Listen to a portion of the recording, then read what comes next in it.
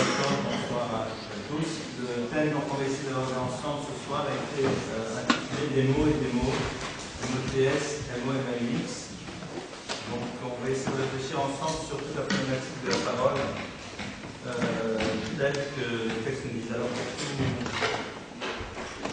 tout vous dire, on va être, je pense, très très loin de pouvoir exprimer tout ce que le texte dit sur ce sujet fondamental.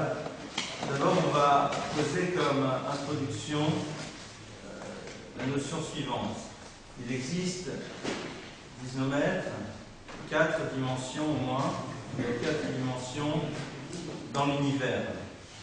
Il existe le domaine, c'est-à-dire l'inanimé, le tsoméa, le végétal, le chai, le vivant, le medaber, celui qui est doté de parole. Il y a donc ici une démarche de gradation. Domaine, inanimé, c'est donc la terre, c'est tous les éléments très physiques que l'on retrouve dans le monde, mais qui se contentent juste d'être, sans plus. On a après le tsoméa. Le tsoméa, c'est donc l'émergence de la vie, et une vie qui est entre guillemets statique. Après, nous avons le chai, le vivant. Le vivant, c'est donc tout ce qui est le monde animal, c'est-à-dire une vie qui est dans un mouvement. Et puis après, il y a au-dessus le medaber, le parlant. Et à travers ces textes, à travers cet enseignement, nos maîtres nous montrent qu'il y a donc une différence déjà entre les 2 dernières étapes, qui est le chai et le medaber. Le chai, c'est le vivant. On va dire que le vivant serait donc le monde animal. Le medaber, c'est celui qui est doté donc de la parole, qui est l'humain. Vous me direz, mais pourtant, si on observe le monde animal, celui-ci possède aussi un langage. Le langage animal, c'est la capacité donc qu'il a de communiquer avec ses congénères. Ce langage passe à travers soit des sons, soit des mouvements. Vous connaissez tous le concept de la danse des abeilles, qui sont là et qui savent parfaitement indiquer à leurs consoeurs où se trouvent les meilleurs champs de fleurs, à quelle distance, et elles arrivent à l'identifier et à le transmettre de manière parfaite. De la même manière, au niveau du monde animal, que ce soit sur la terre, dans les airs ou sous l'eau, chaque animal dispose de toutes sortes d'éléments techniques très développés qui permettent de communiquer avec les autres. Lorsque l'on parle de medaber, de parole, d'être parlant, on ne parle absolument pas d'une parole qui serait là pour être dans ce que j'appellerais une communication de nécessité. Le monde animal communique par la nécessité qu'il a de communiquer pour se retrouver en groupe, pour pouvoir se prémunir contre un danger, pour pouvoir annoncer un certain nombre de choses qui sont nécessaires à savoir. Lorsque on rentre dans le medaber, on est donc dans quelque chose qui est l'apanage de l'humain. Et en effet, on se rappelle tous que lorsque Dieu créa l'humain, le texte nous dit Vayeri Adam benefesh chaya, Dieu Vayiparba nishmat chaim, Dieu insuffla dans ses narines nishmat chaim, une âme de vie. Vayeri Adam benefesh chaya, et le Adam, l'humain, fut nefesh chaya, un être vivant. Et là-bas, le Targum, c'est-à-dire la traduction araméenne du texte, nous dit bien que Nefesh Chaya n'est pas là pour désigner la notion de vitalité, mais là pour désigner quelque chose de totalement différent. Vaïhi Adam, dit le Targum, le Ruach Memalela, et l'individu, enfin ce Adam, fut Ruach, un souffle Memalela, qui est capable donc d'exprimer, de dire une parole. Donc, comme on l'a vu, lorsque l'on parle de parole, on ne parle pas d'une technique par rapport à ce qu'on appellerait des communications de nécessité, mais une parole qui distingue de manière radicale l'humain de l'animal. Une parole qui exprime l'humanité, qui serait donc des mots qui ne sont pas nécessaires pour pouvoir vivre dans la gestion du quotidien, mais exprimer quelque chose. Ça, c'est donc le point d'entrée.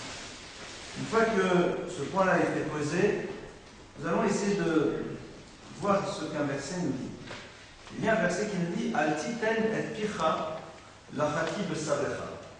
Ce qui veut dire, ne donne pas à ta bouche la possibilité de faire fauter la totalité de ta chair.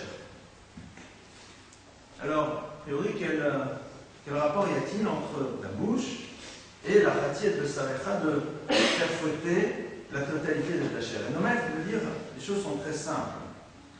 Lorsque l'individu agit de manière négative avec un de ses membres, c'est le membre agissant qui est, entre guillemets, fautif. Nous savons très bien que ce membre est guidé par un cerveau, par une pensée, par une réflexion, mais il atteint ici une dimension particulière de lui-même. Lorsque l'individu faute avec la bouche, c'est l'identité même de l'humain qui est engagée. Traduction, le problème du rapport à la parole, c'est que celui-ci, la parole définissant ce qu'est l'humain dans son essence, dès le moment où l'individu ne sait pas utiliser cette parole de manière adéquate, c'est tout le principe qui justifie sa présence en tant qu'humain qui est remis en cause. Lorsqu'une personne est dans un dysfonctionnement par rapport à un point particulier de lui-même, au niveau d'un appétit particulier, c'est sur cette dimension-là que cette personne-là a une problématique. Elle ne remet pas en cause l'essence même de ce qu'elle est. Dès le moment, disent nos maîtres, où l'individu n'est pas capable de savoir maîtriser sa parole, c'est l'essence même de ce qu'est l'humain qu'il est en train de remettre en cause, et c'est la raison pour laquelle nos maîtres considèrent que la Chatiet de Sarecha, c'est la totalité de toute ton existence qui est engagée à travers la gestion bonne ou mauvaise de ta parole. Ça, c'est donc un autre élément qu'on pose en point d'entrée. Nous y reviendrons, si vous voulez bien, par la suite. Pour pouvoir mieux comprendre cette idée, je vais examiner avec vous un texte du Talmud qui dit la chose suivante, qui est très curieuse a priori quand on le lit.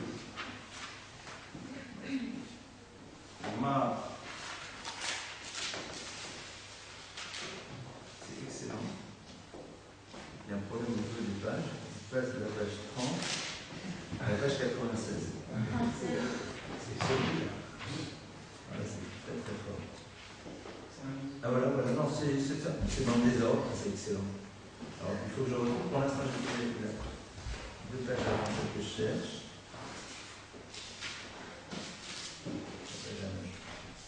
Je dois dire dans le texte que c'est.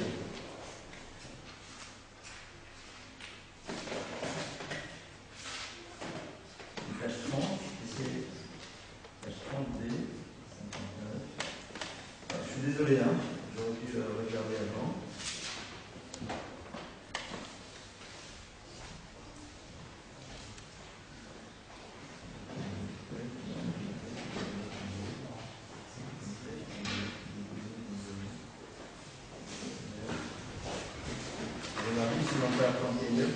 Vous laissez un petit instant, vous cherchez un texte du Talmud en fait.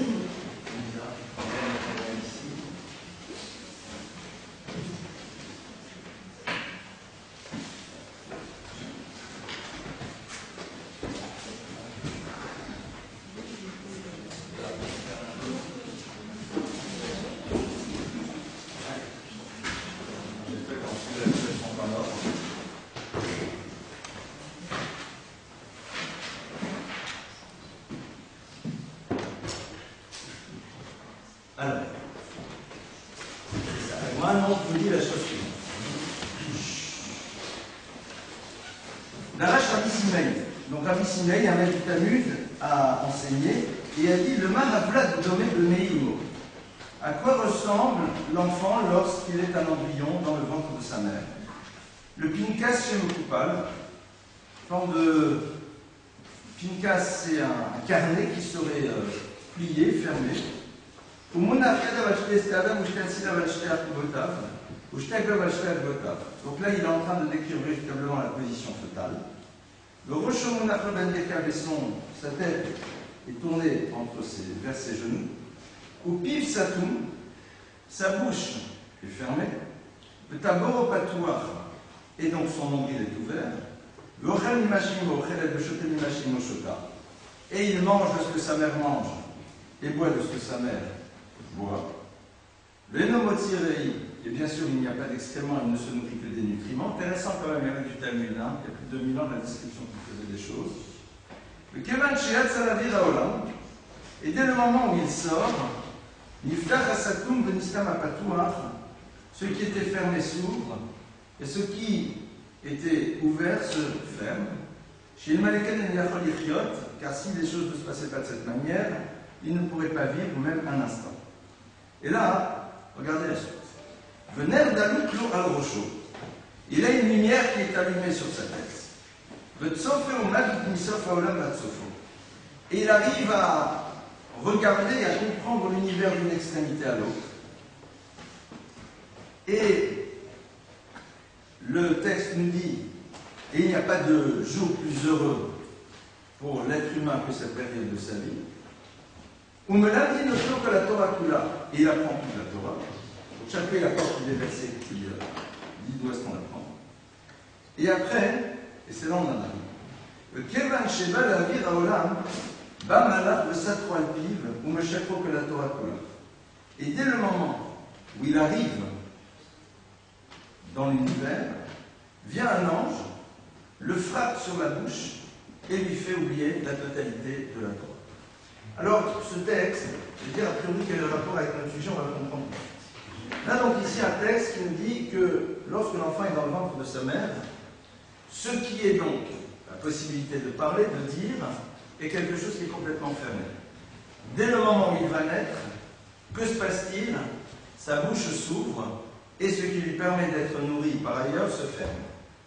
Quel est immédiatement l'élément qui se met en place? Il y a un malach, un ange qui vient, qui le frappe sur la bouche et qui lui fait oublier toute sa Torah. Qu'est-ce qu'on est en train de nous apprendre? Alors le Maharal de Prague ici va donner une idée qui est très intéressante. Le Maharal va nous dire que, au fond, dès le moment où l'individu arrive dans le monde, sa bouche, c'est la capacité qu'il a d'exprimer des choses qui sont du domaine de l'infini.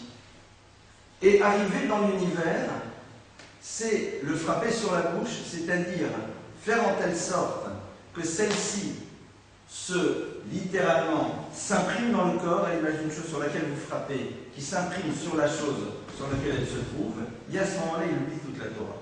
Traduction, l'arrivée dans l'univers, c'est le fait que l'individu maintenant va se retrouver avec une parole qui ne pourra plus, dans un premier temps, véhiculer des concepts spirituels, parce que l'individu, se retrouvant complètement maintenant dans sa réalité physique et physiologique, et tout le travail va être, dit le Maharal, de retrouver cette capacité à utiliser le verbe pour définir des concepts qui extraient l'individu de sa réalité matérielle.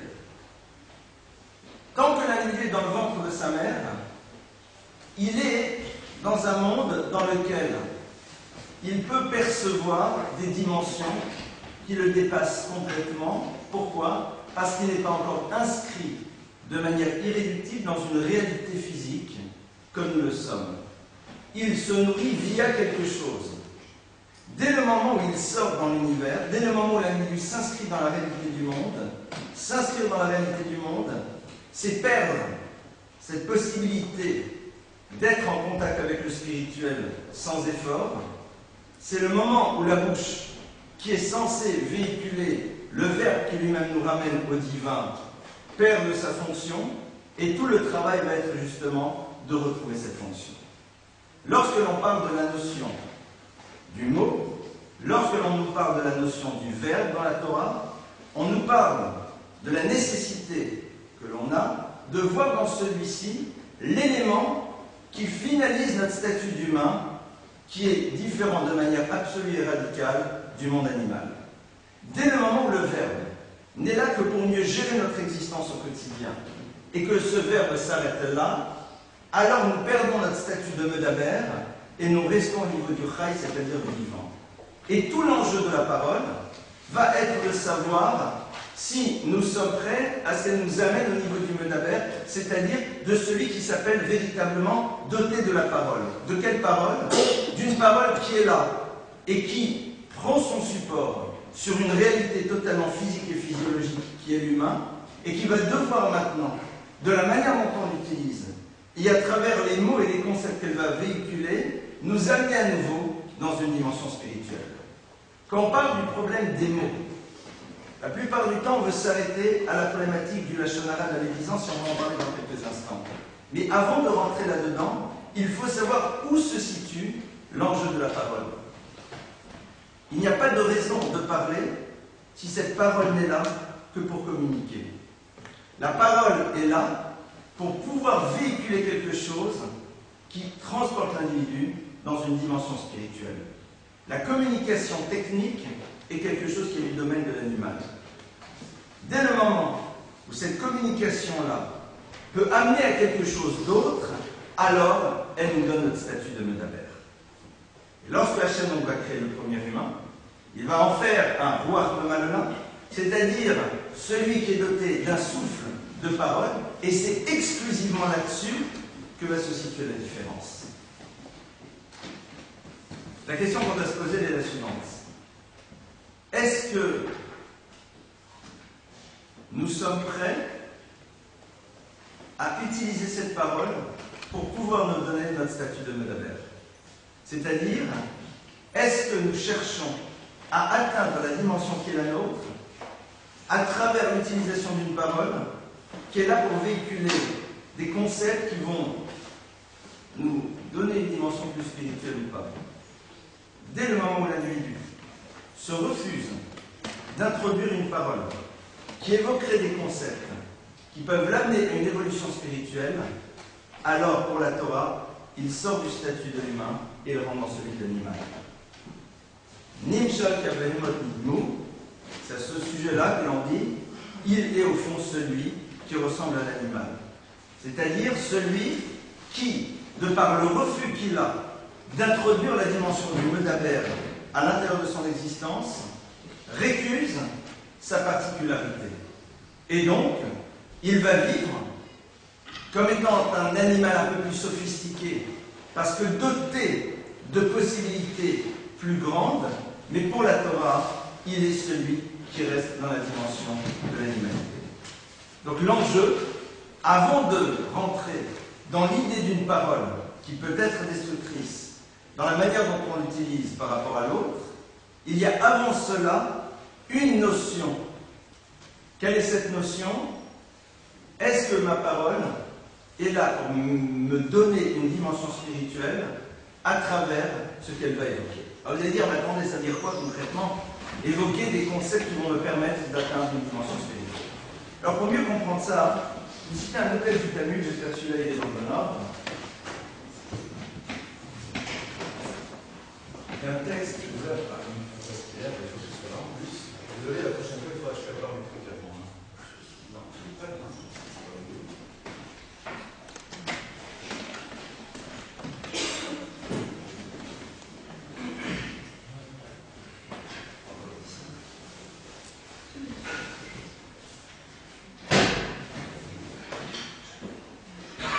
C'est un autre texte.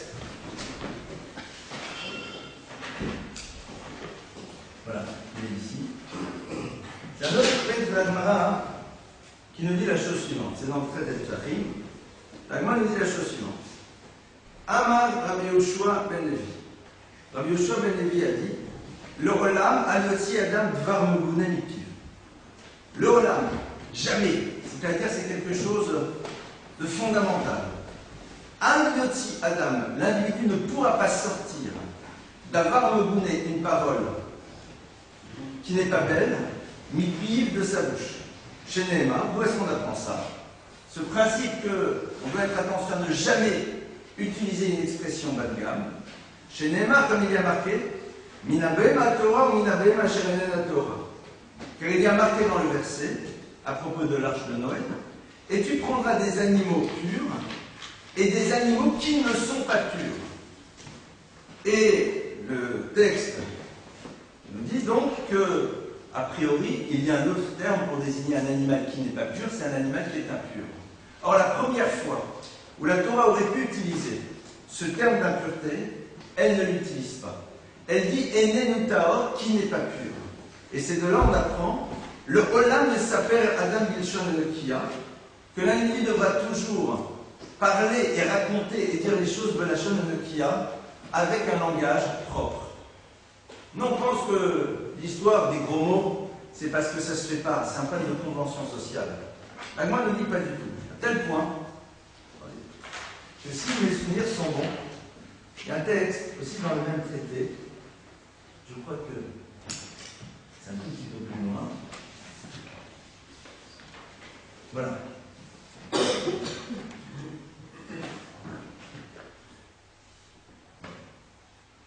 Donc on voit que par exemple il y avait un jour 2 personnes qui étaient en train de discuter et ils demandaient, non c'était 3 conymes, il y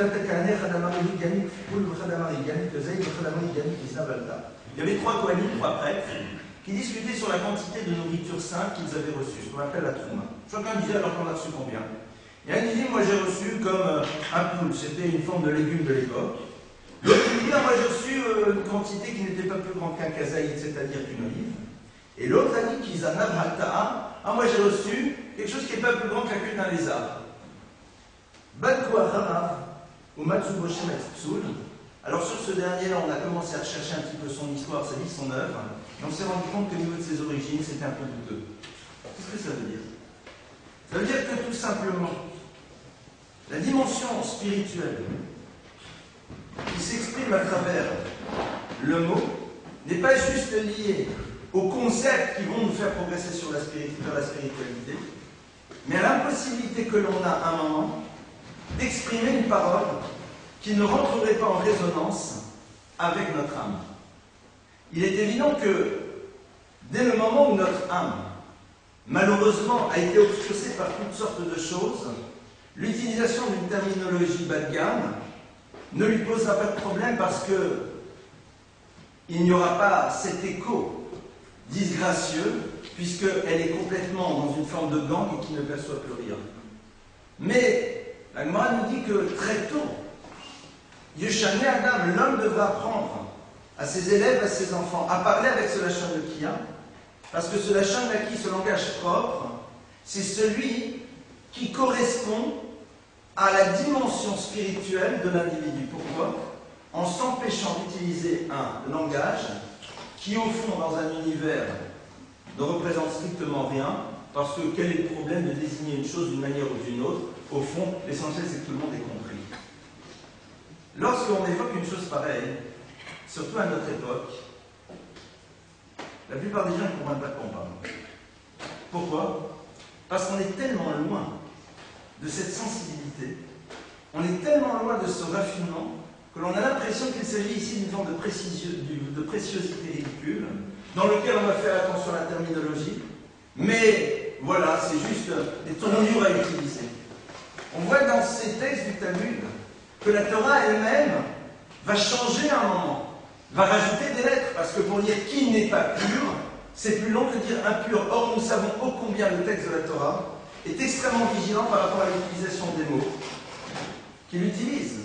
Le fait que le texte va nous rajouter ici des lettres supplémentaires pour utiliser, ne serait-ce que la première fois, une terminologie plus sophistiquée, plus raffinée, est là pour nous apprendre que cette chose-là a une valeur certaine. Le problème, c'est d'arriver à le percevoir. Le problème, c'est d'arriver à préserver à l'intérieur de nous quelque chose de suffisamment élevé, quelque chose qui est du domaine du medaber, pour pouvoir réussir à percevoir qu'il y a un langage qui est adapté à l'humain et un autre qui ne lui est pas adapté. Et la meilleure manière de s'en rendre compte, c'est essayer d'imaginer une personne qui pour vous est symbole d'élévation, parler avec un langage de charretier. À part ceux qui disent « oh ça va, il est cool, il est sympa », je ne parle pas de parler de manière un peu blagueuse, détente, non. D'utiliser un langage de bas de gamme, quoi, un langage de charretier. Eh bien, il y aura quelque chose qui n'ira pas. C'est-à-dire que des mots qui seraient utilisés par d'autres et qui ne nous dérangeraient strictement pas, lorsqu'ils sont utilisés par certaines personnes, vont nous poser problème. Pourquoi?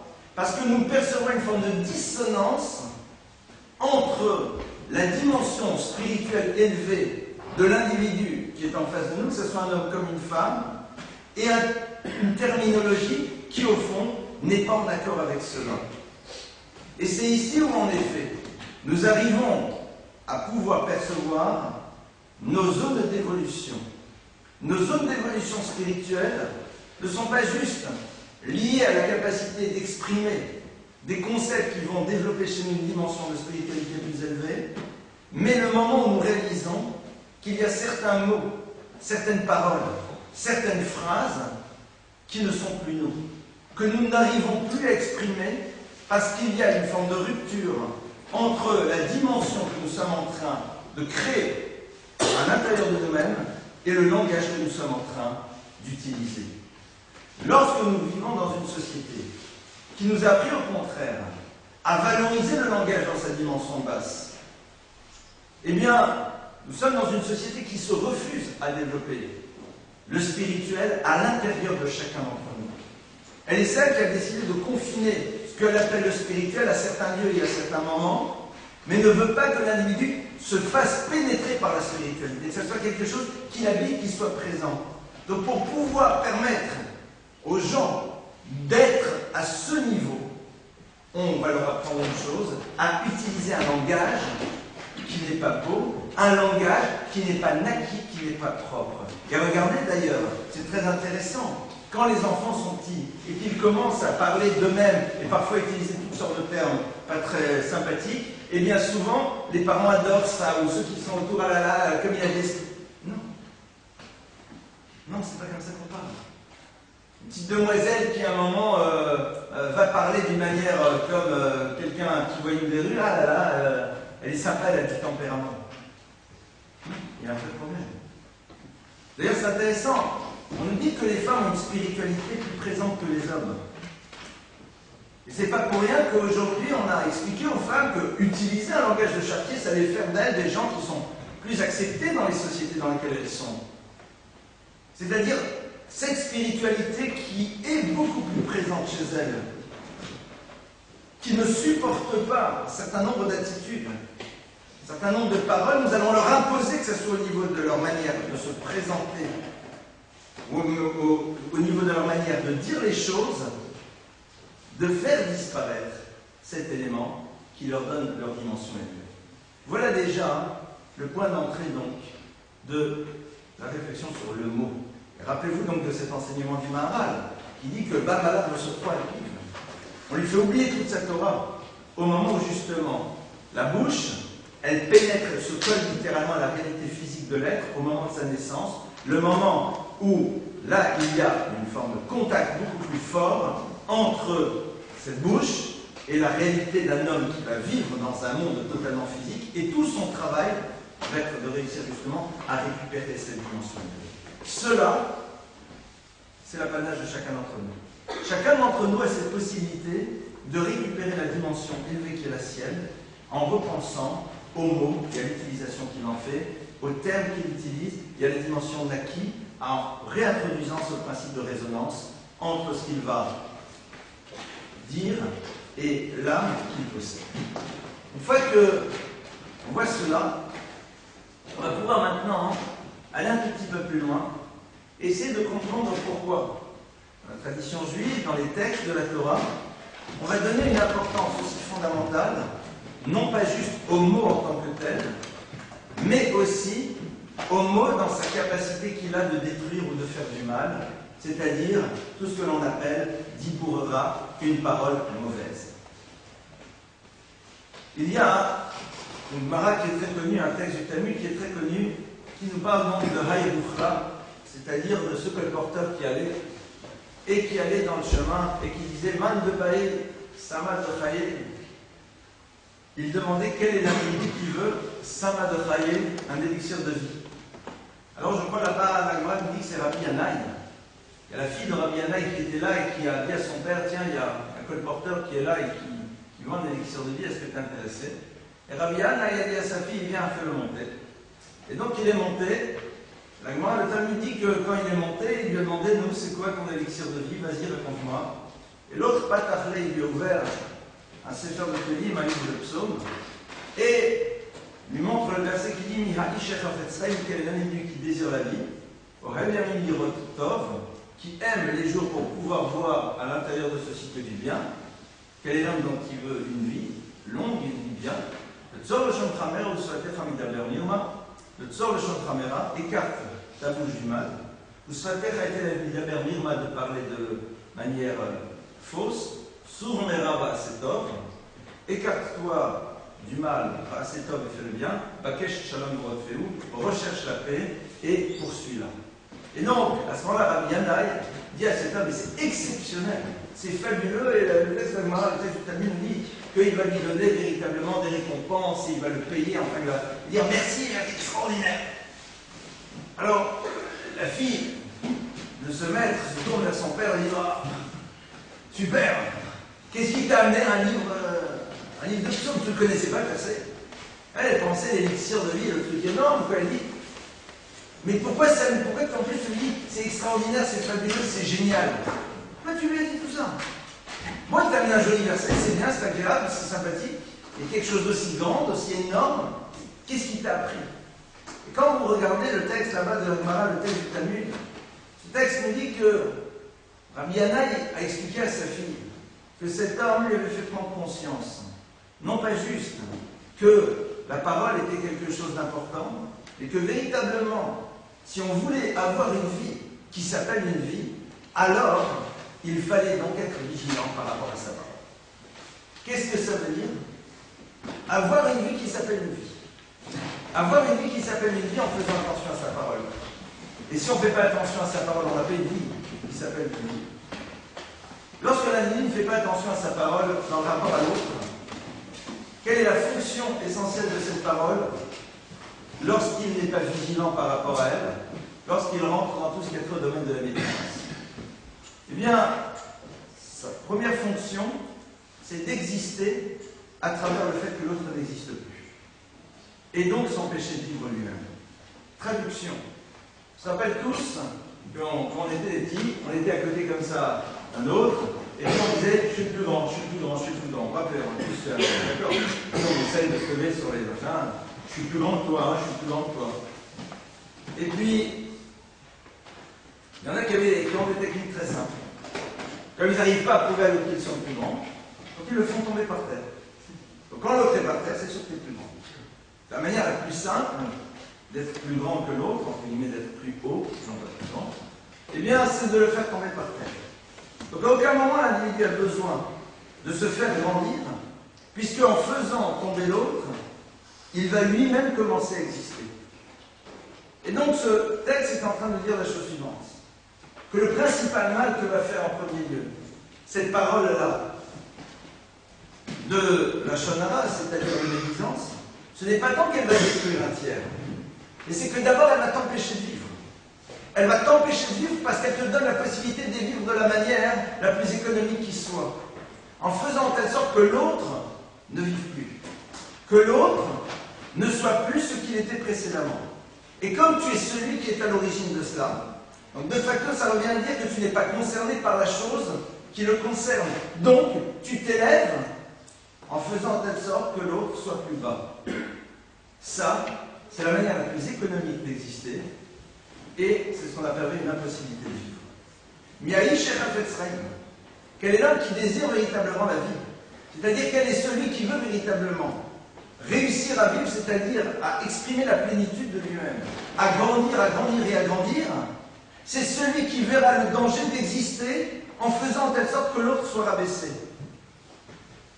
Et qui donc, avant de voir les conséquences dramatiques pour le tiers de sa parole, sera d'abord préserver sa possibilité à lui de vivre.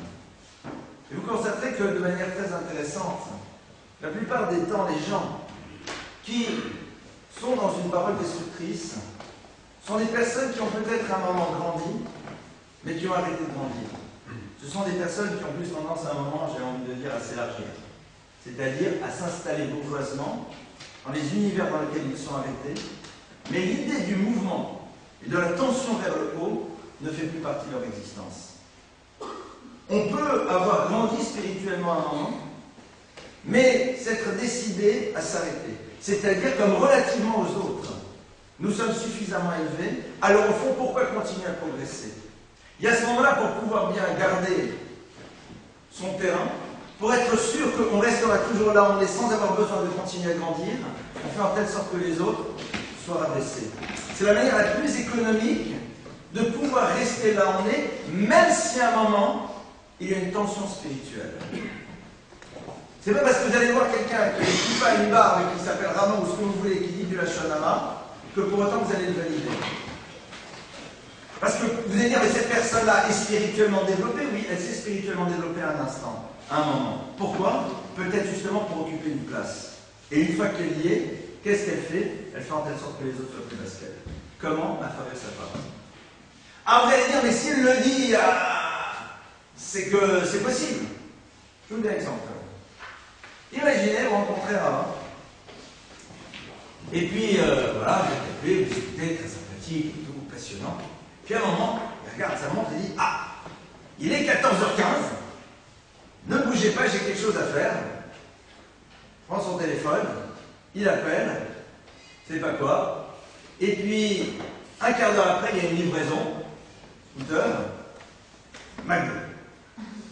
Le gars donc il se retrouve ici avec son Big Mac et dit, moi, une fois par semaine, entre 14h30 et 15h, j'ai le droit de manger un Big Mac. Vous regardez, on dit, bon, peut-être qu'il a une crise de boulimie majeure et que s'il ne mange pas un Big Mac maintenant, il va mourir. Enfin, quand vous avez épuisé toutes les manières d'analyser les choses de manière positive, d'abord, il faut essayer d'imaginer les choses de manière positive et que vraiment, concrètement, vous n'y avez pas. Vous allez dire, mais c'est interdit. Alors, ça ne veut pas dire que par ailleurs, ça quelqu'un bien quand même. Mais vous allez dire ce que vous faites, c'est interdit. Ce n'est pas parce que, avant et après, il a fait des choses positives qu'à ce moment-là, ça devient brusquement permis. C'est très intéressant. Essayez de vous représenter la parole du Lachon Hara comme étant une nourriture non cachère. Si quelqu'un vous dit, je fais toujours attention à mon judaïsme, mais je décide qu'une fois par jour je mange non cachère, cette personne-là, vous la regardez, vous direz, je pense que vous avez encore du job à faire. Vous êtes sûrement quelqu'un de très bien, mais il y a encore des zones de progression. Il y a des zones de progression. Mais lorsqu'il s'agit de la parole, alors là, comme par hasard, l'idée qu'il puisse y avoir quelque chose d'interdit sur lequel il faudrait développer des zones de progression, ça non. Pourquoi est-ce qu'on a tellement envie de cachériser la parole et pas de cachériser le Big Mac? Parce que, au fond, ça nous intéresse nous aussi de pouvoir à ce moment-là trouver à l'intérieur de ceux qui ne font pas attention à leurs paroles la justification de notre désir à nous d'exister de cette manière économique telle qu'on l'a décrite précédemment. Miraïch et Chafetz Chaim. Quel est l'homme qui veut la vie? Les gens pensent, attention, si tu dis la Lachon Hara, alors le ciel va te tomber sur la tête. Si ça se passait comme ça se saurait. Miraïch et Chafetz Chaim, tu veux vivre. Tu as envie d'être dans une dynamique d'existence. Fais attention, ne te sors le champ de caméra. N'utilise pas la technique la plus simple pour continuer à exister sans avoir besoin de te développer, qui serait celle d'utiliser ta parole pour pouvoir détruire les autres. Ça, c'est donc quelque chose qui nous permettra d'analyser de manière très intéressante. Alors, dans ce genre de choses, c'est quoi notre technique la plupart du temps?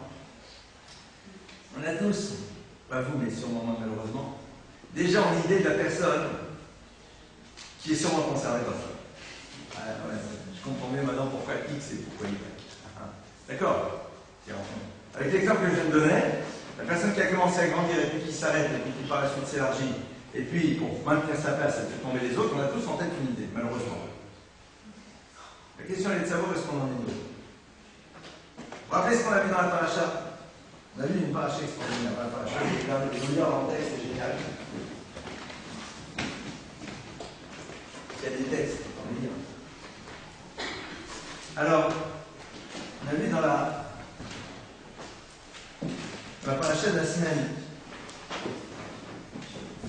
dernière, enfin, qu'on vient de lire. Alors, voilà. Le verset nous dit la chose suivante. Vayavo Moshe Aaron et Moed, Moïse et Aaron sont venus vers Moed, Vayetsu, ils sont sortis, Vayavo et Etam, ils ont béni le peuple, et la présence divine s'est révélée au peuple. On est ici à la fin de l'inauguration du sanctuaire. Donc le texte nous dit que Moshe et Aaron vont vers le temple. d'assignation, ils sortent, ils bénissent le peuple, et puis après, à ce moment-là, la présence divine apparaît et un feu du ciel descend. Et regardez ce que Rachi nous rapporte. Rachi nous dit que, alors Rachi nous donne plusieurs explications, mais celle qui m'intéresse, c'est celle-là.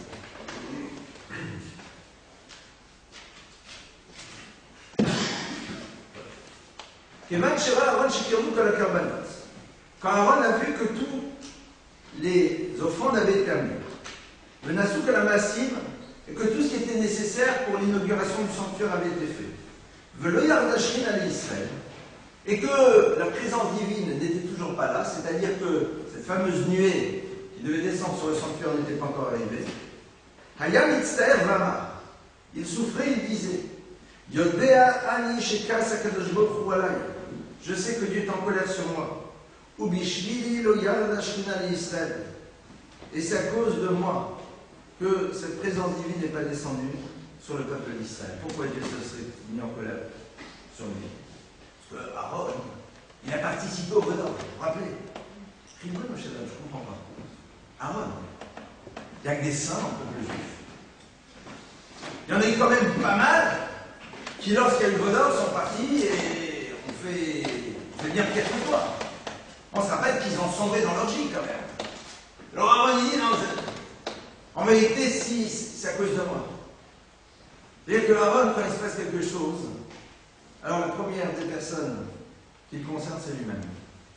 Comme quand on entend des paroles comme ça, ce qui est intéressant, c'est que chacun d'entre nous se dise, est-ce que nous aussi on n'a pas tendance, parfois, à vouloir bloquer notre progression spirituelle et à continuer, on ne fera pas de la shonara, mais à penser des choses négatives sur les autres, qui donc, dans notre tête, sont inférieures à nous et qui nous permettent donc de nous sentir toujours dans une dimension élevée. On ne parle même pas ici d'une parole exprimée.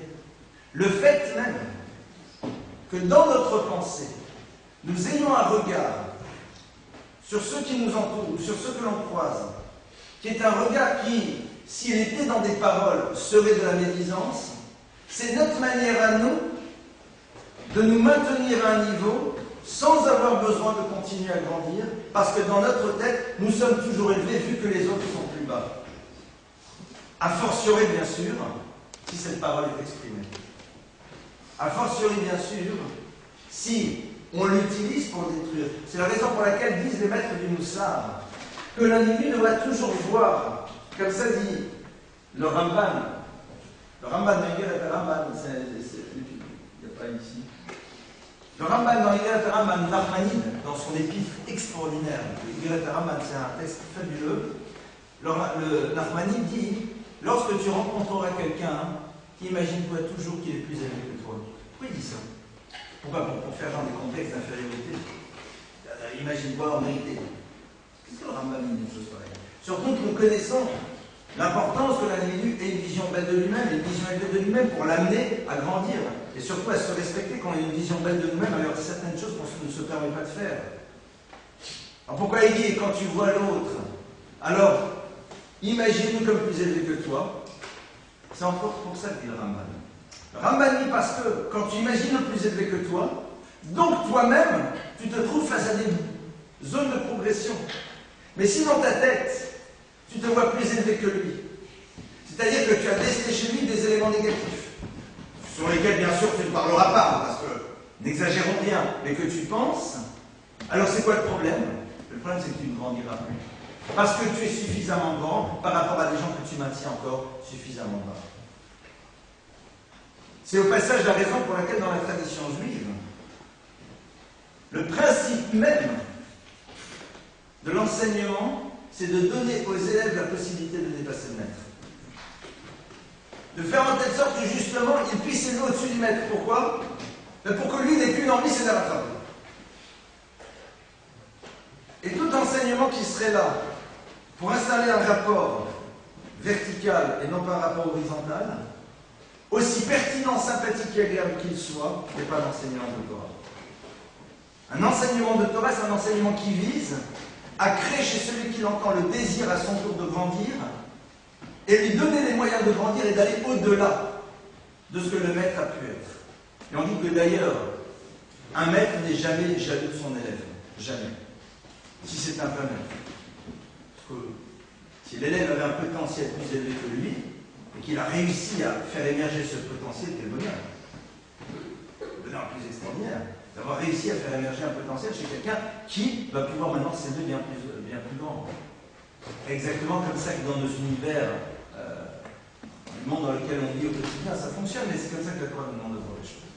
Maintenant, on va quand même aborder le problème des mots qui sont à la racine des mots, et qui sont des mots très concrets, c'est-à-dire donc des mots qui détruisent, des mots qui, lorsqu'ils ont été prononcés, peuvent abattre des individus, détruire des familles, et avoir des retentissements qui sont colossaux.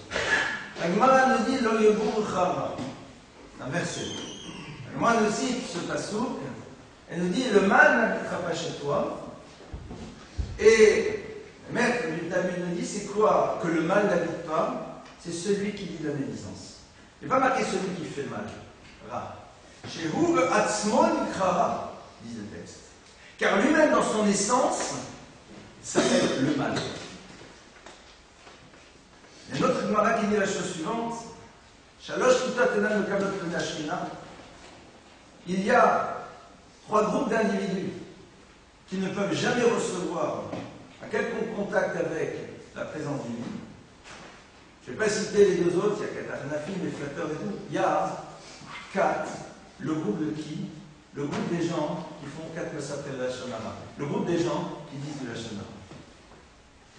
Celui-là, il y a une rupture absolue avec le Créateur de l'univers. C'est quelque chose, quand vous ouvrez la bouche, j'ose espérer que vous savez déjà ce que vous allez dire. Sinon, ça c'est un peu dommage. C'est-à-dire que quand on ouvre la bouche, on sait ce qu'on va dire. Parfois, on ne savait pas, on n'a pas réalisé. Mais malgré tout, l'impact d'une parole reste. Regardez dans une relation d'amitié, regardez dans une relation de couple. Ah, je suis vraiment désolé, je ne voulais pas te faire du mal. Je ne pensais pas que ça allait te faire la peine. Ah, super. Les sessions de septembre, dans ces univers-là, n'existent jamais. Alors, une parole, une fois qu'elle a été dite, elle s'inscrit. Elle inscrit une réalité dans le monde et elle est là. Moi, je nous dit qu'une parole, une fois qu'elle a été prononcée, elle a construit une réalité. Baruch She'amar Maria Haolam.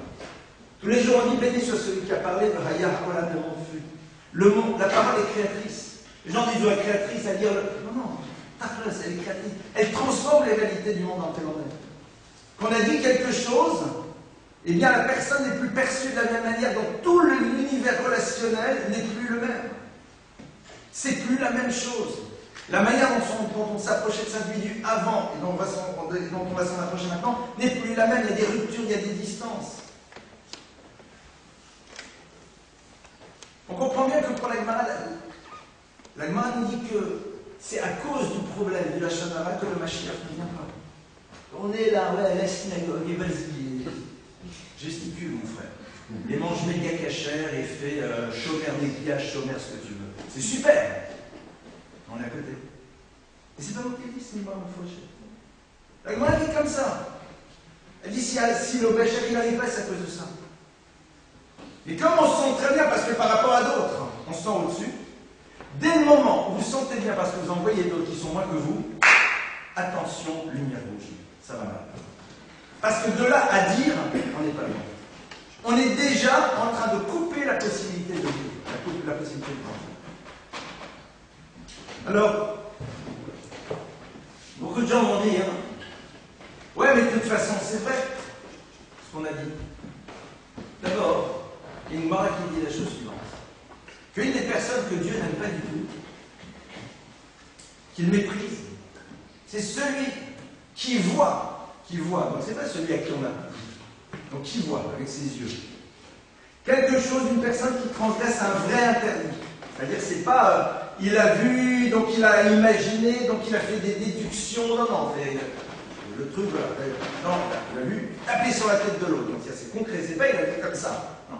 C'est qu'il prenait une pause pour un appareil photo. D'accord? Donc, et qui vient et qui témoigne seul au tribunal. On dit pourquoi c'est pas le problème? Parce que comme tu ne peux pas condamner quelqu'un sur la base d'un témoignage mais faute de témoin, alors ça sert à quoi de le dire? Ça sert à quoi de le dire? Tu considères que cette personne a fait un interdit concret sur lequel il doit être condamné? Mais si tu viens seul, ton témoignage ne sera pas accepté. Donc qu'est-ce qui se passera? On va avoir des soupçons sur quelqu'un qui ne peut pas être condamné. Avec moi, il n'est pas le dire. Quand maintenant on va plus loin. Là, il s'agit d'un cas dans lequel la personne l'a vu. Mais qu'est-ce que tu fais quand le truc tu l'as pas vu? Qu'est-ce que tu fais quand le truc tu l'as juste entendu? Qu'est-ce que tu fais quand tu l'as interprété? Qu'est-ce que tu fais quand quelqu'un t'a dit non mais je te promets que c'est vrai? Moi quand quelqu'un me dit vous savez mais je te promets que c'est vrai. D'abord pourquoi je l'ai écouté, vous allez me dire? Pour une raison que t'as ça.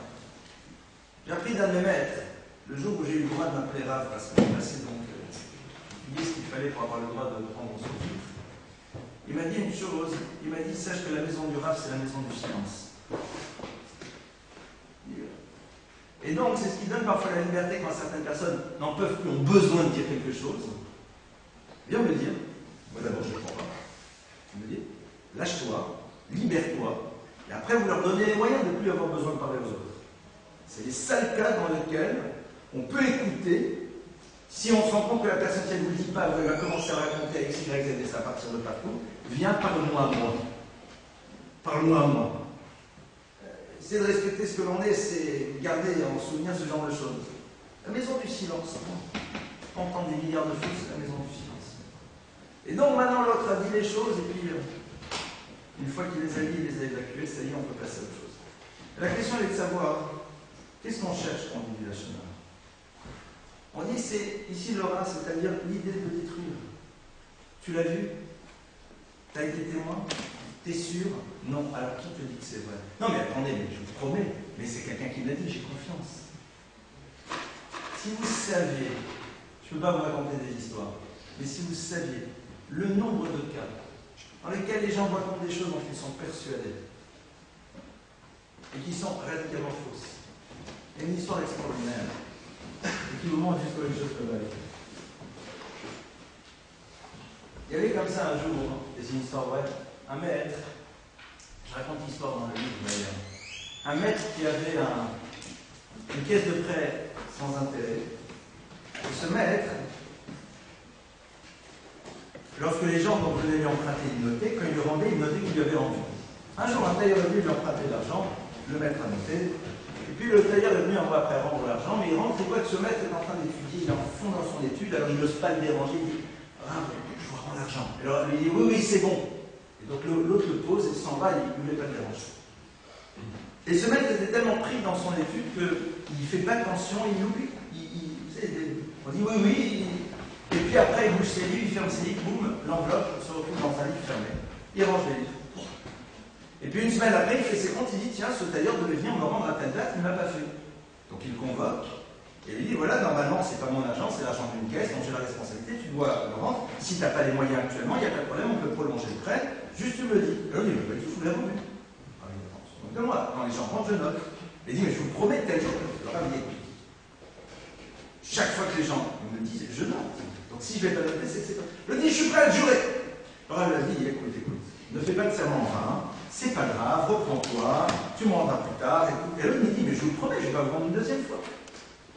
Bien sûr, qu'est-ce qui se passait? Il y avait 2-3 personnes qui étaient par là, qui entendent, et qui commencent à répondre le bruit partout. On en est compte, le tailleur, et le rab, il leur prêtait le tailleur, il voulait même jurer en vain, le rab rentre sa vie, il a dit au tailleur, surtout ne jure pas en vain, c'est pas grave, à tel point que même le rab il a dit, mais c'est pas grave, je prends sur moi je rembourserai la caisse avec mon propre argent, mais je ne veux pas que tu jures en vain. Et l'autre est plus serré, il dit, mais c'est faux. Et bien sûr, donc tout le monde commence à parler. Un par à l'autre, et vous savez, et puis bien sûr, allez, voilà, vous rendez compte, il ne faut surtout pas aller chez un tailleur pareil, un escroc qui a osé comme ça et tout. Résultat des courses, le tailleur part ça, il se retrouve dans un faubourg de ville, c'est mort. Et bien, un jour, le rab ouvre un livre et trouve l'enveloppe. Et il ouvre l'enveloppe. Qu'est-ce que fait cette enveloppe? Comme il n'était pas idiot, il fait un cheminement. Et il dit le tailleur. Il l'appelle en larmes. J'en supplie, pardonne-moi. Il dit qu'est-ce que je fasse maintenant? Ah, il dit j'allais dans toutes les synagogues, dit le rab. Il était un homme extraordinaire. Il dit j'allais dans toutes les synagogues, je raconte histoire, je veux dire à tout le monde, le tailleur qui était tout sauf un idiot lui dit, mais ils vont tous dire, ah là là, Sorave, quelle grande sadique, pour sauver le tailleur qui est presque à la famine. Alors il raconte une histoire complètement folle, que l'enveloppe était tombée. Les gens, ils ne vous croiront pas. Et c'est comme ça qu'on aurait tous fonctionné, oui ou non? Oui, on aurait tous fonctionné comme ça, malheureusement. Vous, je ne sais pas, mais moi, malheureusement, je sais. Ouais, mais en vérité. Toujours en option basse. C'est terrible, hein? Jusqu'au jour où on en est victime. Ce jour-là, on change. Et donc, qu'est-ce qui se passe? Alors, il dit, ouais, t'as raison, qu'est-ce que je peux faire? Yasmin, il le regarde et il dit, t'as des enfants là, je se marie. D'ailleurs, il dit oui. Il dit, même pour les mariés, c'est difficile avec la réputation que. Alors, il dit, et ils se réalisent qu'ils ont un garçon et une fille qui ont le même âge. Alors, qui se présentent, qui se rencontrent. Et s'ils se plaisent, ben, ils se marient. Et il n'y aura pas de plus belle preuve que ça. Et l'histoire s'est passée comme ça. De là, on apprend deux choses. La destruction du Lachon Hara, et puis Hachem organise des shidduchim aussi. D'accord? Et ça, c'est une histoire. Des histoires pareilles, il y en a des dizaines. Eh bien, maintenant, le peuple juif, on sait ce que c'est le Lachon Hara. Regardez tous les journaux. Regardez comment on en a assez. L'AFP ne parle pas de chez nous de la même manière que les autres et sans arrêt. On souffre. Donc on a au quotidien ce que ça veut dire la conséquence du Lachon Hara. Comment ça se fait qu'on le fait encore et qu'on l'écoute? Ah, vous allez dire, mais quelqu'un vous parle. En principe, dis pas, c'est Assour, c'est du Lachon Hara. Non. Et au fait, tu es au courant? Ouais, dis-moi, c'est vrai qu'à ce qui paraît, ils font des super sons là chez les Arabes? Qu'importe. Switchez. Si vous avez en face de vous quelqu'un d'intelligent, il comprendra. Faites sans finesse. La personne revient. Ah oui, dis-moi, il y a ce qui paraît, tu m'as dit qu'on pouvait aller se promener là-bas, c'est super. Switchez. Je connais quelqu'un. C'était un grand patron de l'industrie française qui s'est trouvé un jour, monsieur qui a fait toute une démarche dans la Torah, qui n'était pas du tout pratiquant, qui est revenu complètement vers la Torah des Mitzvot, et qui s'est trouvé un jour m'a raconté dans une réunion avec des banques, dans lesquelles on parlait argent, mais pas de 5 ou 20 ou 50 millions d'euros, comme on peut parler dans la très grande industrie. Sidérurgie dans ces mondes comme ça. Il a fait son allié, il était en Israël à ce moment-là, et donc il parlait avec. Il y a eu une réunion, et puis à un moment, au milieu de la réunion, il se lève, il dit pardonnez-moi, je crois qu'il va falloir que je sorte.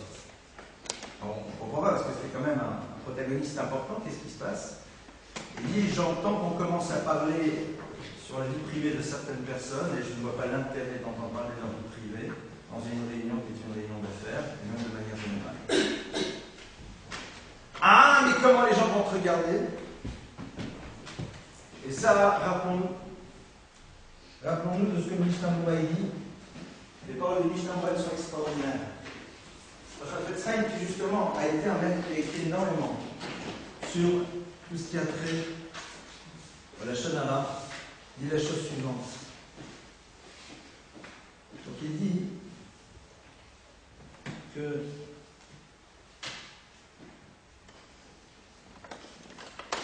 il dit la chose suivante.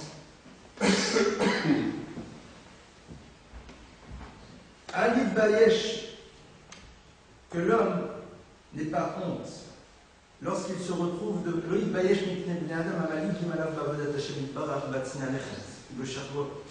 que l'individu n'ait pas honte des gens qui se moquent de lui lorsqu'il veut respecter la parole d'Hachem. Oui, c'est vrai, ça va, t'es pas cool, c'est bon, tout le monde est au courant. Alif Bayesh, on arrête la conversation, on se lève et on parle délicatement. On montre que c'est quelque chose qui ne fait pas partie de notre univers. On est dans un monde dans lequel des ustensiles qui pourraient véhiculer des choses extraordinaires, des paroles gentilles. Un téléphone, ça sert à quoi? Ça sert à appeler quelqu'un, lui dit bonjour, comment vas-tu, je pense à toi. Pourquoi tu m'appelles? Pour rien, pour te dire je pense à toi, pour du beurre. C'est pas juste pour te demander quelque chose. Les nouveaux véhicules d'information avec lesquels on peut faire passer des messages tellement sympathiques et positifs les uns aux autres. On les utilise pourquoi? Pour faire exactement le contraire. Et on est là et on sait et on est au courant. Qu'est-ce qu'on fait nous, chacun, là où on n'est pas par rapport à ça? Ça, c'est la question qui se pose. Et c'est de là où va se jouer véritablement l'idée de la Khalil, de la vie du Khalista. La Gemara dit que c'est en étant vigilant là-dessus. Ah, de quoi on va parler? Ben, ceux qui ne savent pas de quoi parler, s'ils ne savent pas parler des autres, alors je me demande s'ils ne sont pas dans le Chaya et plus dans le Dedaber, c'est-à-dire dans le niveau de ceux qui vivent comme des animaux et qui malheureusement ne sont plus des Medaber, des gens qui savent qu'ils sont dotés d'une parole qui est là pour élever l'individu. Si en dehors de passer de ce qui se passe chez les autres, les dernières nouvelles de à ce qui paraît étaient au courant, on n'a pas d'autres sujets. Si à table on ne sait pas évoquer d'autre chose que ce que la presse nous a dit, ça veut dire qu'au fond il n'y a plus rien qui agite notre esprit. On n'a pas des choses qui agitent notre esprit, des réflexions, des pensées sur toutes sortes de sujets qui nous concernent, qui concernent notre existence. Alors là, il faut se poser de vraies questions. Les mots peuvent être à la racine des mots, comme on a vu au Malix, mais les mots peuvent aussi nous amener à quelque chose d'extrêmement élevé, faire qu'en effet l'individu soit à l'image d'Akadosh Baruch Hu, à l'image de Dieu, qui dispose d'une parole qui peut créer, et nous pouvons créer des univers à travers cette parole, sachant juste comment l'utiliser. Voilà, on va arrêter ici, et on passe donc à quelques questions.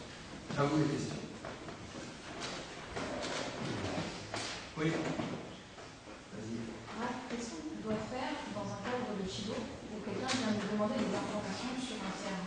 Est-ce que c'est considéré comme une générale si jamais qu'est-ce qu'on doit faire dans ce cas-là? Alors, qu'est-ce qu'on fait dans le cadre d'une présentation si on nous demande des renseignements sur un tiers? C'est des problèmes très complexes. Lorsque vous rencontrez une personne et que vous ne la connaissez pas du tout, on sait très bien que quand on rencontre quelqu'un, on est toujours dans un système de séduction, et la règle numéro 1 de la séduction, c'est d'être à l'image de ce que l'on pressent que l'autre voudrait que l'on soit. Règle numéro 1. La base même de la séduction, d'être à l'image de ce que l'on pense que l'autre voudrait que l'on soit. Il y a déjà une base fondamentale, le sourire sympathique, bien voilà, même non, mais je t'en prie, avec plaisir, t'as une en retard, mais au contraire, ça n'a fait qu'augmenter la joie. Ça, c'est la séduction. D'accord? Après, il y a un individu. Donc, on a besoin de savoir, souvent, qui est cette personne et quelles sont éventuellement, s'il n'y a pas des lumières rouges qu'on doit allumer. Parce qu'il y a parfois des crapules. Des crapules qui se présentent très bien, mais qui sont des crapules. Et j'utilise le mot. La question est de savoir, est-ce que la personne, on est au courant par soi-même, ou est-ce qu'on a juste entendu des choses? Et de quand ça date? Et est-ce que c'était une fois? Imagine, voilà, que quelqu'un vient me demander d'enseignement pour une personne qui doit travailler chez elle, un comptable. Et il dit, voilà, cette personne a travaillé chez toi pendant 20 ans, maintenant j'ai compris que tu fermais ta boîte, donc tu veux qu'il travaille chez moi, qu'est-ce qu'elle vaut? Et moi je sais qu'il y a 18 ans, il avait tous ses copains, excusez-moi pour ceux qui sont dans le domaine, donc tous ses copains s'étaient mis dans la pub, et puis ils roulaient tous avec des voitures rouges qui passent par terre et tout, on peut presque pas rentrer dedans et tout. Lui, il a craqué, il a un jour confondu le compte en banque de la société avec son propre compte en banque. D'accord? Mais il a fait une fois, on l'a attrapé, et il a regretté profondément, il a changé. On va le balader avec un casier judiciaire de son existence. Je vais vous dire, en tant que rave, les questions les plus compliquées, c'est celles-là. Quand les gens ils appellent pour dire la cuillère, le lait, la viande, le Shabbat, la porte électrique, le mikvé, le machin, officiellement, on est censé avoir connu. On est censé le connaître, on a appris. Mais quand la personne, elle t'appelle, et elle te dit, je rencontre quelqu'un, et je demandais telle personne, qu'est-ce que je peux dire, qu'est-ce que je peux pas dire, ça fait partie, c'est à ces moments-là où je suis profondément heureux d'avoir toujours mes maîtres, à qui je pose des questions. Laurent, la majeure partie des problèmes d'Alaha aujourd'hui, on peut les gérer tout seul, entre guillemets.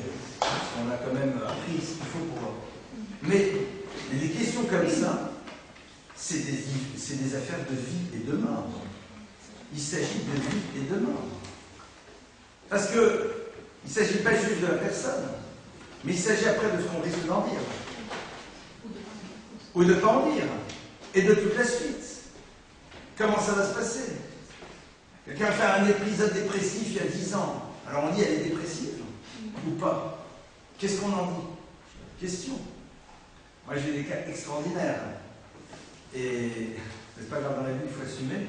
Où jeune fille est venue m'appeler, m'a demandé à propos d'un garçon, et je lui ai donné un élément de son caractère, dont elle devait tenir compte. Je dis voilà, dans son caractère, c'est quelqu'un que je connais, que j'ai vu longuement, et je sais qu'il a un point de son caractère qui est cela. Donc soit tu es prête à l'assumer parce qu'à côté il a plein de qualités, soit tu dis ce point-là me dérange.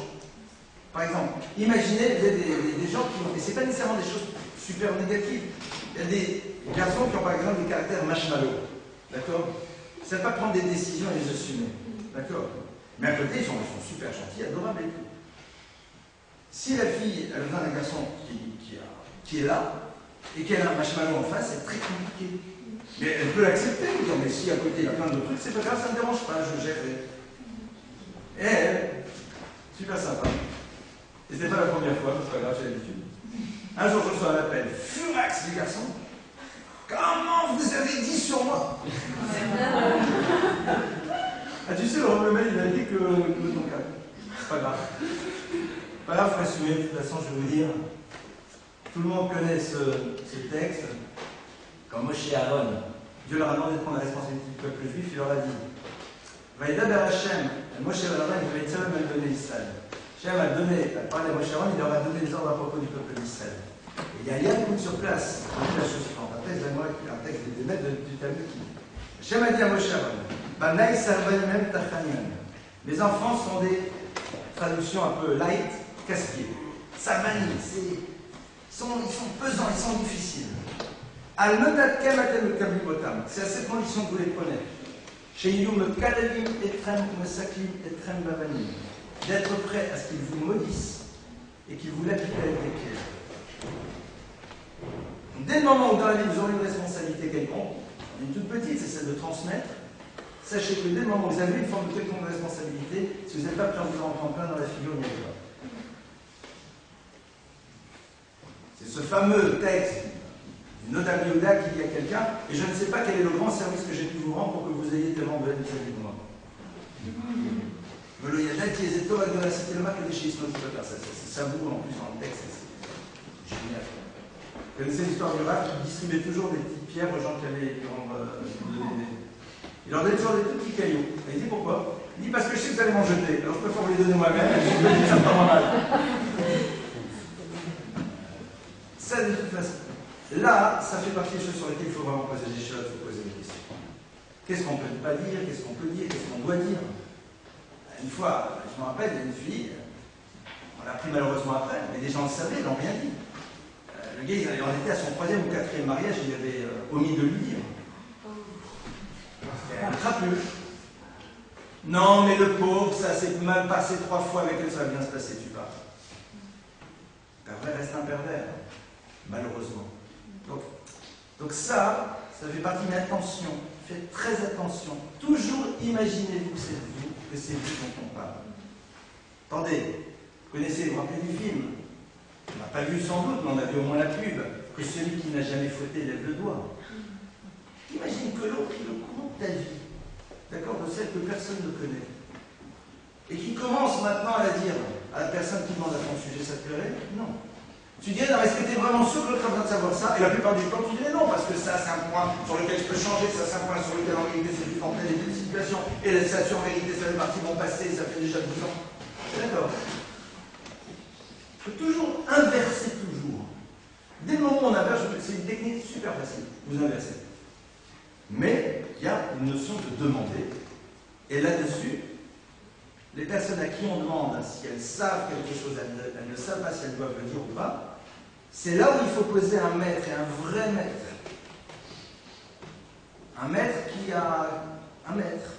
Parce que ce n'est pas des choses banales. Moi je vous dis, quand on me pose ce genre de questions, je suis heureux d'avoir mes maîtres parce que souvent c'est vers eux que je me retournais dans un second plan. Certaines choses que depuis le temps j'ai un peu appris, mais dans l'immense majorité des cas, je me tourne vers eux. Qu'est-ce que je fais? C'est la vie des gens. Jouer avec elle, tu préfères que la petite cuillère, elle reste soit jetée, ça ne me dérange pas, on achète plein de petites cuillères. Oui. Penser de la chenara, on aurait le droit, c'est interdit. Penser du mal. Très fortement. Alors, pensez très fortement. Alors, il me semble qu'on a évoqué ça, mais je vais le redire alors, d'une autre manière. Miaï Sheikh Abesel, quel est l'homme qui veut la vie? Et l'homme qui veut la vie, c'est quoi? Celui qui veut la vie, c'est celui qui, dans sa tête, déjà, ne vit pas en ne faisant pas vivre pour l'autre. C'est-à-dire que souvent, quand on pense du lâcher sur les gens, eh bien, ça nous permet nous-mêmes de nous sentir grands et donc de nous être dans des formes d'évolution quelconque. C'est vrai que Non, je parle de le mieux, c'est de ne pas penser. À ça, tu as tellement d'autres choses. C'est ma spécialité. Un homme n'a pas le droit de dire du lâcher sur lui-même d'abord. Je ne crois pas. Un Adam et Simatson Rachala, quelqu'un ne peut pas se mettre négatif. Mais c'est vrai. On a tous, Rabbi Nachman Breslev, il explique longuement dans ses livres, il dit que on est tombé des milliers de fois. Des milliers de fois, on a mangé du mal. Non. Ça veut dire que c'est sur ce genre de choses dont il parle. Une pensée négative sur l'autre, une pensée ceci. Il faut s'habituer à développer une pensée négative. Regardez, on va raconter une histoire extraordinaire avec Rabbi Yitzhak Lubavitchov. Rabbi Yitzhak Lubavitchov, c'est un maître fabuleux. Un jour, il était au marché, et il voit un commerçant juif qui est là et qui vend. Il y a des clients, il faut vendre. Si on fonctionnait dans notre rapport à la Torah et au Mitzvot comme un commerçant, je vous assure, on sait. Il y a du temps, vas-y, bosse. Il y a du temps, donc je bosse. Et puis à un moment, il voit que le soleil se couche et que c'est l'heure de faire mincha, la prière de l'après-midi. Et c'est vraiment en moins 3, quoi. C'est-à-dire le soleil est quasiment disparu à l'horizon. Donc il dit au client, bougez pas, j'arrive. Et il vient dans un coin. TGV, celui-là à grande vitesse. Il vous fait prière de l'après-midi, mais alors encore heureux que Dieu comprend tous les langages. En 1 minute 15, il a terminé. Nous, on aurait été là, le Shalom n'aurait pas dit, mais on aurait pensé. D'accord, un business, c'est business. Alors, Yitzhak Lubavitchov, il voit ça, il lève les mains au ciel, il dit à Kadesh Baruch Hu, regarde comment il est beau le peuple juif. Il est en plein dans son business, et pourtant il n'a pas oublié de se rappeler de toi. Maintenant, la prochaine fois, il s'appellera de toi pendant 3 minutes. Là, 1 minute 15. Mais ce n'était pas une vue de l'esprit, c'était comme ça qu'il pensait. Et ça, malheureusement, on est dans un monde qui nous a habitués à voir mal. On est dans un monde dans lequel on ne perd jamais, et vous constaterez que quand on pense mal, c'est parce qu'on n'est pas en train de grandir. Quand quelqu'un grandit, il n'a pas besoin de penser mal. On doit être réaliste. C'est assourd d'être un naïf. On n'a pas le droit d'être naïf. La Torah demande de ne pas être naïf. Mais entre ne pas être naïf, c'est-à-dire analyser une situation et voir toutes les options, il y a marqué à propos de quelqu'un dont on sait qu'il a tendance à piquer à droite et à gauche, on dit Kamdeu, v'chashdeu, dit Agmara. L'Agmara dit Kamdeu, honore-le et suspecte-le. Ça veut dire que le gars, on ne sait pas trop s'il ne confond pas parfois sa poche et la poche des autres et les poches des autres avec ses poches. Tu l'invites à la maison, tu l'installes, tu lui parles sympathiquement. Tu ne le fais pas dormir à côté de l'argenterie.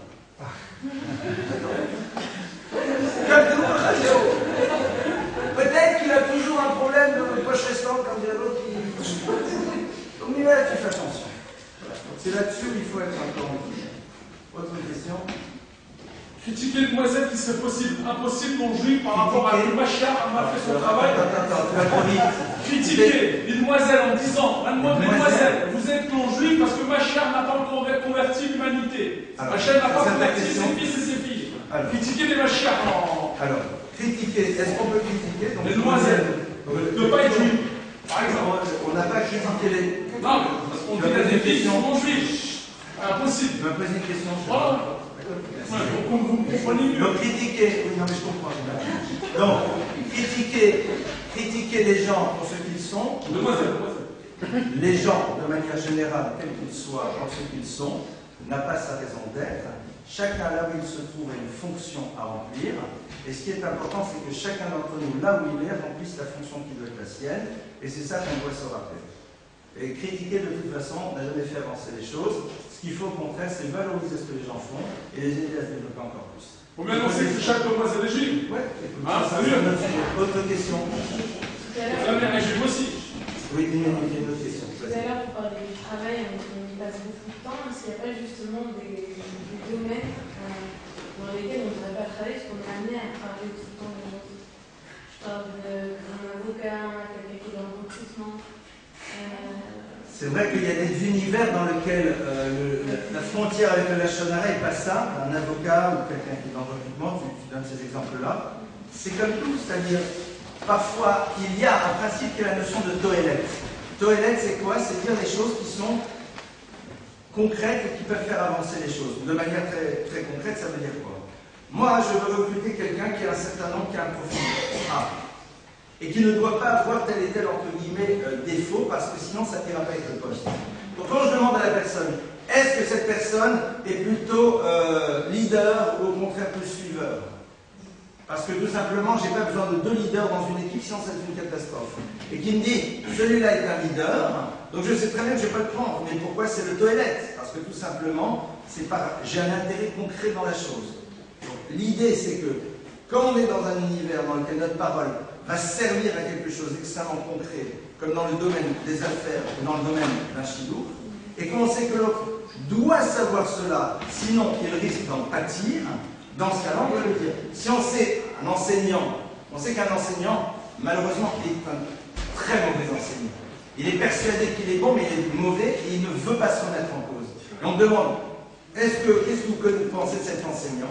Si je sais que, je le sais que c'est encore comme ça, je veux dire, il est pas mal, mais je pense que, vu les élèves que vous avez, un autre enseignant serait plus approprié. Mais c'est en même temps, chaque fois, c'est très, très angoissant d'être obligé de dire des phrases pareilles, parce qu'il faut vraiment être juste et prendre la mesure de la dimension impliquante et être sûr qu'on n'a aucune chose personnelle à l'intérieur de ça qui pourrait justifier. Comme vous voyez, c'est un sujet extrêmement vaste, extrêmement large.